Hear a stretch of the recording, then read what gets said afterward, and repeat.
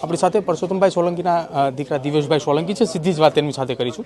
દિવેશભાઈ, આજે મંત્રી સાહેબના નિવાસસ્થાને એક બેઠક મળી હતી.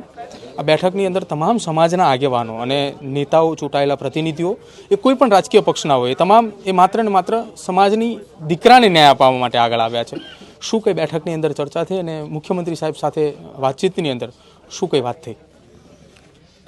બધા સમાજના ધારાસભ્ય અને સાંસદો પુરુષોત્તમભાઈને બધા સાથે રહી અને સીએમને સમાજ વતી એક રજૂઆત કરી હતી. સમાજની લાગણી અને વેદના હતી સીએમ સાહેબની સામે અમે પ્રગટ કરી અને સાહેબે એમાં તાત્કાલિક પગલાં લઈને આપ સૌ જાણો છો તો એક આખી એસઆઈટીની ટીમે એમાં રચવામાં આવી કે ભાઈ આની યોગ્ય તપાસ થાય. આમાં જે કોઈ પણ ગુનેગારો હોય એને કોઈને બક્ષવામાં ન આવે.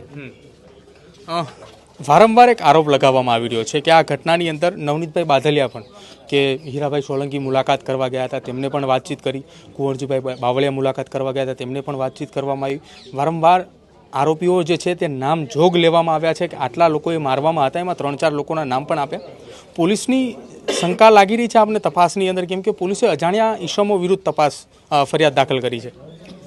જે તે સમયે આવા બધા વિષયો અમારા ધ્યાનમાં આવ્યા અને તાત્કાલિક લેવલે અમે લોકોએ એમાં પગલાં લીધા.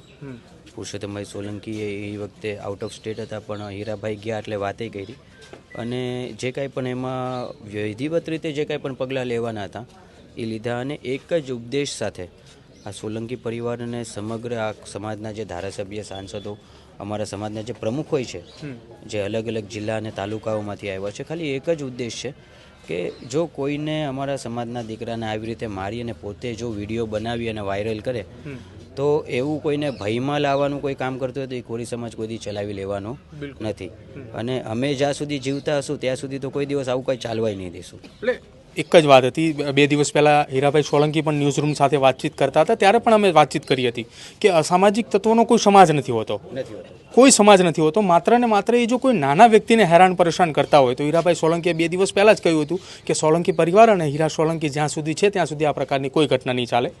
કેટલી આશા છે આજે મુખ્યમંત્રીને મળ્યા બાદ આવનારા સમયમાં કેટલા સમય સુધી કાર્યવાહી કરવા માટેની ખાતરી આપી છે કે 15 દિવસ, 20 દિવસ, 1 મહિનાની અંદર પરિણામ મળશે?